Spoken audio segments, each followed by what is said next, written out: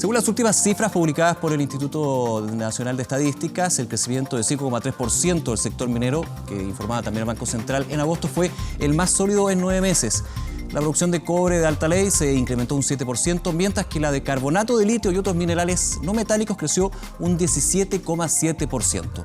El empleo en minería, en tanto, registró un aumento de 4,5%, triplicando el total país, que solo aumentó en un 1,5% su oferta de empleo.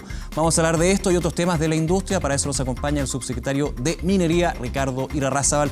Subsecretario, gracias por acompañarnos. Bienvenido. Muchas gracias por la invitación, Nicolás. ¿Cuánto llevamos ya en la subsecretaría? 2 meses. 2 meses. Así es. Recordando también lo que fue el primer gobierno de Sebastián Piñera, donde usted asumió como subsecretario de Medio Ambiente. Así que bien interesante estos dos conocimientos, estos dos mundos, considerando, y lo hemos hablado muchas veces en el programa, de la relevancia que tiene para la minería justamente la sustentabilidad a largo plazo. Así es el gran desafío, yo creo que de la minería. O sea, cómo tener realmente una minería sostenible en el tiempo.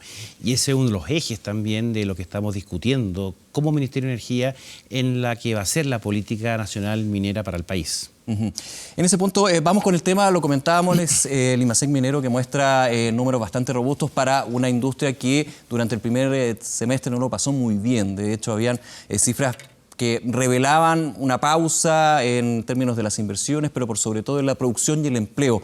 ¿Es más próspero, se ve más positivo el panorama hacia adelante para el sector? Bueno, estamos súper contentos con lo que nos dijo el ministro de Hacienda en cuanto a que nuevamente la minería está tirando el carro de lo que es la economía del país. Pensemos además, esto se suma a los índices de Chile en cuanto a atractivo para la inversión minera. Y que fue muy interesante, ¿no es cierto?, esta información que salió en marzo. Entonces, entre lo que significa los altos índices de Chile como atractivo para la inversión y además una economía que empieza a moverse al compás de la minería. Y ojo que también en una situación, claro, de precios del cobre que no son los mejores. Lo que de alguna manera significa, ¿no es cierto?, cuando ese precio pueda empezar a subir, entendiendo las lógicas actuales de la guerra comercial entre Estados Unidos y China, que obviamente ahí debiera haber un impulso muy importante a la economía, a este Chile en marcha que nos ha llamado el presidente Sebastián Piñera. Ahora, es poco lo que se puede hacer desde Chile con el tema de la guerra comercial, con esta guerra arancelaria entre China y Estados Unidos, que ha tenido uno de sus grandes impactos para nuestras fronteras en el precio del cobre. Pero, ¿se ha visto de alguna manera algún tipo de medidas o cortafuegos, podríamos decir, para el impacto, para el efecto que tiene esta situación externa internacional?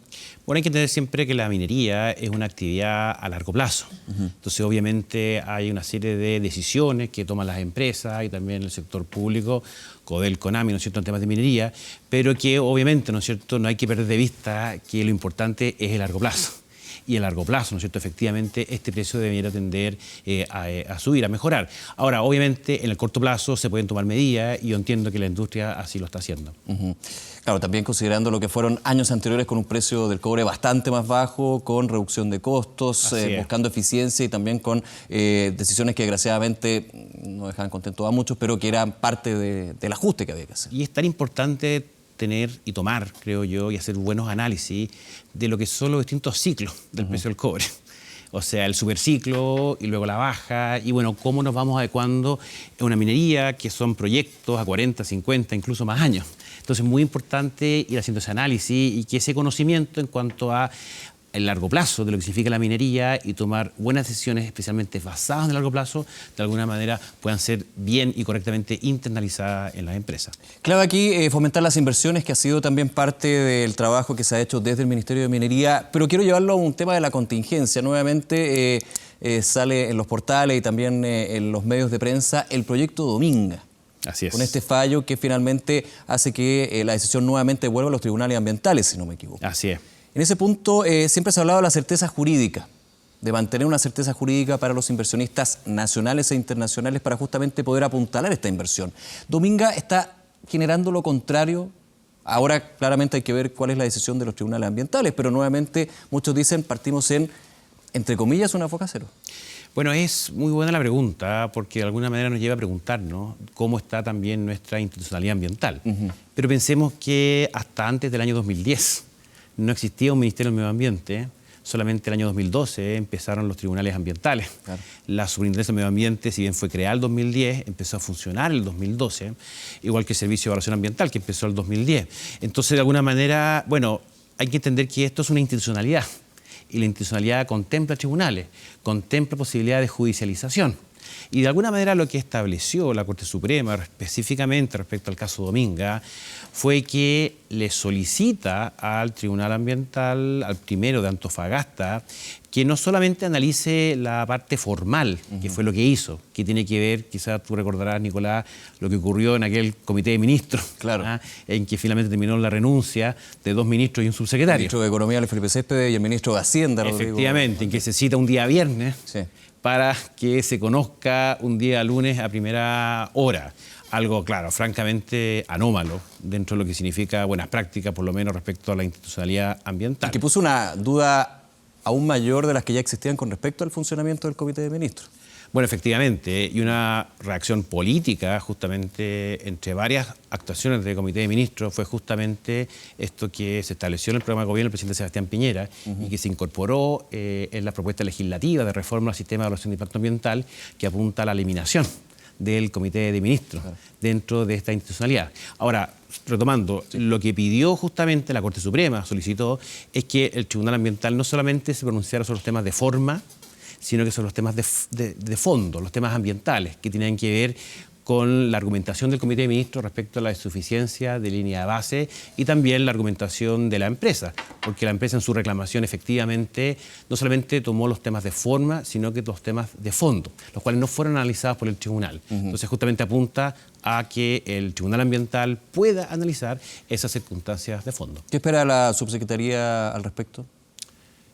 Respecto a ahora este nuevo paso que tiene Dominga. Bueno, es muy importante, creo yo, dejar a la institucionalidad trabajar y por eso tenemos una institucionalidad. Ahora, evidentemente, como subsecretaría, ¿no es cierto?, nosotros tenemos, y en relación no solamente a Dominga, sino en general a los proyectos mineros, nosotros somos Estado, ¿no es cierto? Y como Estado nosotros no solamente estamos encargados de llevar adelante las novedades de minería, las políticas, etcétera, sino que también cumplimos un rol en cuanto a regulación. Hacemos, por ejemplo, el rol fomentar por un lado, pero también la fiscalización. Efectivamente, por ejemplo, el rol del Senagio-Mil. Entonces, bueno, sin perjuicio de eso, nosotros en el Ministerio y en general para los proyectos tenemos un departamento que hace una suerte de acompañamiento a los proyectos mineros en sus distintas fases. Obviamente todo dentro de lo que significa el cumplimiento de la regulación, estricto, etcétera, etcétera. Y es muy interesante porque se le hace un acompañamiento antes de que los proyectos ingresen a evaluación ambiental, durante la evaluación ambiental y una vez que obtienen su permiso ambiental. El acompañamiento antes es justamente para poder hacer un acercamiento temprano con las comunidades, que se puedan conversar los temas, que la comunidad se informe por parte de la empresa y que eventualmente, de acuerdo a lo que se recoja o posibles acuerdos que se obtengan con las comunidades, incluso poder eventualmente modificar los proyectos antes de que el proyecto ingrese a evaluación ambiental. Lo que es clave, porque de alguna manera ahí las comunidades no saben del proyecto una vez que se publica con la evaluación ambiental del proyecto, sino que lo saben antes, lo conocen y de alguna manera pueden influir. Y además muchas veces quizás son las comunidades las que tienen información que puede ser muy relevante para una empresa minera. Por ejemplo, lo que significa el diseño de un proyecto a nivel territorial. Y eso obviamente es un tema que estamos fomentando fuertemente. Creemos que la industria minera tiene que dar la cara, tiene que mostrarse, tiene que entrar un poquito a la cancha en los temas comunitarios y también ambientales, obviamente, y ahí como Ministerio de Minería estamos apoyándolos fuertemente en esa labor. Subsecretario, lo llevo a otro tema. Con la siguiente primicia, se habla de inconsecuencia con respecto a presentar el gobierno una indicación sustitutiva a este proyecto del senador Guido Girardi con respecto a la protección de glaciares. Una indicación que principalmente dicen desde la crítica, el senador Girardi y otros, estaría de alguna manera buscando un subterfugio para que las mineras no sean tocadas con una nueva regulación con respecto a los glaciares, ya sea glaciar propiamente tal o rocoso. Hay una contradicción, el mismo senador Girardi decía aquí, el gobierno está mostrando un negacionismo con respecto al cambio climático, contradictorio con lo que ha sido toda la política pública y también efectiva del Ejecutivo con respecto a esto. Bueno, en primer lugar hay que entender que aquí la temática ambiental no es solamente propiedad del Ministerio de Medio Ambiente, sino que todos los ministerios, sea energía, minería, economía, los productivos, también deberán apuntar a lógica de sostenibilidad. Eso es una labor del Estado en forma completa. Y aquí efectivamente lo que ha ocurrido es una discusión sobre la forma de proteger a los glaciares. en virtud de lo que los glaciares pueden beneficiar a la sociedad, que básicamente tiene que ver con la contribución hídrica, tanto actual como potencial. Ahora, en ese sentido, lo que se ha hecho como gobierno y en un estrecho trabajo con la Dirección General de Agua es justamente preparar estas indicaciones, que ya empezó su discusión el día de ayer en el Congreso, y en que hemos apuntado justamente a ese bien jurídico protegido, en una lógica de cómo, protegiendo los glaciares, también podemos dar pie, ¿no es cierto?, a proyectos que no intervengan los glaciares. Obviamente eso significa mayores costos para la minería, pero al final es un equilibrio, una ecuación que hay que evidentemente salir a jugar, pero desde el punto de vista técnico. Ya antes de entrar ese cambio, ¿hay retroactividad? Es decir, ya para proyectos que tengan esta cercanía con algún tipo de glaciar, ¿va a ser aplicado en la idea del proyecto? Lo que pasa es que el senador Girardi habla de negacionismo. Sí. Pero al final, si uno lee lo que son las indicaciones del senador Girardi, su moción original, básicamente lo que hay es un proyecto de ley bastante ambiguo, que no tiene claros los límites de lo que se quiere proteger. Por ejemplo, se habla del permafrost. El permafrost es el suelo congelado. Y que si uno lo aplicara a lo que es la actividad minera del país, ¿no es cierto?, significaría, no solamente, y además si le aplicamos esto de forma retroactiva, como propone este proyecto, que aquí, claro, no es que se estén protegiendo los glaciares, se está protegiendo un suelo congelado, que no es glaciar. Y además eso significa, no sé, calculamos desde los glaciares, por lo menos, ¿no es cierto?, dependiendo del caso, más de 10 kilómetros. Si eso lo aplicamos a la situación minera actual del país, bueno, eso implicaría, ¿no es cierto?, que varios proyectos mineros tendrían que cerrar, incluso 2 del Estado, que es el caso de Andina y el caso del Teniente. Claro, desde la visión del senador Girardi es justamente la industria minera la que ha abusado de esa condición y ese vacío, podríamos decir, entre la definición de glaciar y donde se van erigiendo los proyectos. Pero eso es una aproximación que, aunque no le guste al senador Girardi, no es técnica. Porque lo técnico justamente es entender si hay algún proyecto que ha incumplido su permiso ambiental, bueno, recibirá las sanciones del caso, como justamente ocurrió con Pascualama. Pensemos que en el caso Pascualama, la sanción de la Superintendencia del Medio Ambiente fue la clausura. Y obviamente, si desde el punto de vista de la gestión ambiental no es posible hacer minería sin intervenir glaciares, bueno, eso fue justamente lo que ocurrió al proyecto de Andina 244. Que finalmente Codelco tuvo que retirarlo de la evaluación ambiental. Entonces, obviamente, la minería está en una postura de no intervención de glaciares. Y eso justamente es lo que recoge estas indicaciones. Pero sí, también entendiendo que desde el punto de vista de la gestión ambiental, e incluso no afectando glaciares, no interviniéndolas, es posible compatibilizar lo que es el cuidado del medio ambiente, específicamente de los glaciares, y una actividad minera que no afecte a los glaciares. Porque al final la moción finalmente lo que establece son áreas protegidas, espacios protegidos, bajo una lógica de prohibición. Nosotros apostamos más bien por la gestión ambiental, una gestión ambiental que tenga límites, en el sentido de no intervenir glaciares. Y aunque signifique eso, mayores costos para la actividad minera.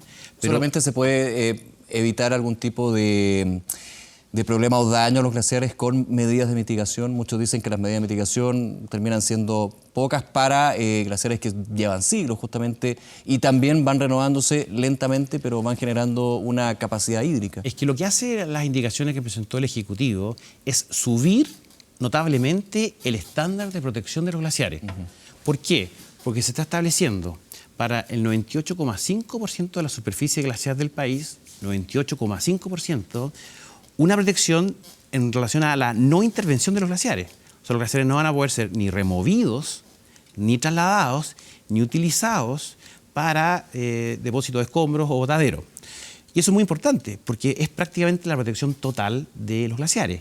Y para el resto, el 1,5% de la superficie, que son los glaciares rocosos, se establece, y en base a este bien jurídico protegido, que es la contribución hídrica a los glaciares, un permiso muy exigente de la Dirección General de Agua para justamente resguardar ese bien que se quiere proteger, que es la contribución hídrica. Por lo tanto, aquí no hay negacionismo, sino que todo lo contrario. Es entender, proteger y subir el estándar en forma muy relevante de la protección de glaciares de lo que existe actualmente en el país. Subsecretario, aprovechando el tiempo, el Ministerio de Minería ha estado trabajando en el último tiempo en esta nueva política minera, nacional minera. ¿Cómo está? ¿Cuáles son los contenidos que de alguna manera se están manejando para esta nueva política minera y por sobre todo cómo se conecta también con este punto de la sostenibilidad, pensando la COP25, pero más allá del evento mismo, lo que ha sido el compromiso del Ejecutivo con respecto a los sectores productivos y el punto del medio ambiente?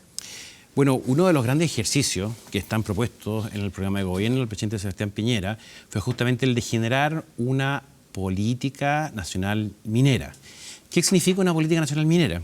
Significa los principales objetivos y directrices a largo plazo de lo que va a ser una actividad específica.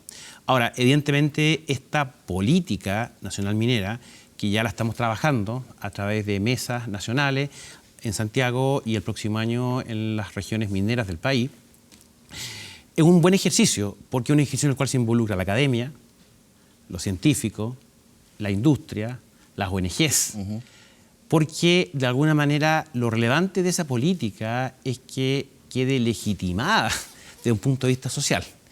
Y a propósito de esa legitimación, puede ir generando distintas estrategias, proyectos de ley, modificaciones reglamentarias que permitan implementar una política. Es una política que también debiera ir actualizándose cada cierto tiempo y debiera reflejar un consenso país para entender la importancia de la minería para un país como Chile. Muchas veces la minería como que se ha quedado escondida y no ha querido salir a la cancha a mostrar lo que significa la minería para el país. Y no solamente lo típico respecto al PIB, ¿no es cierto?, o a los ingresos que recibe el país, sino que también a nivel cultural, lo que significa la minería para regiones importantes del país. Subsecretario Irarrázaval, nuevamente gracias por acompañarnos en Reporte Minero y Energético. Muchas gracias a ti. Muy bien, hasta luego. Gracias. No olvides suscribirte a nuestro canal de YouTube.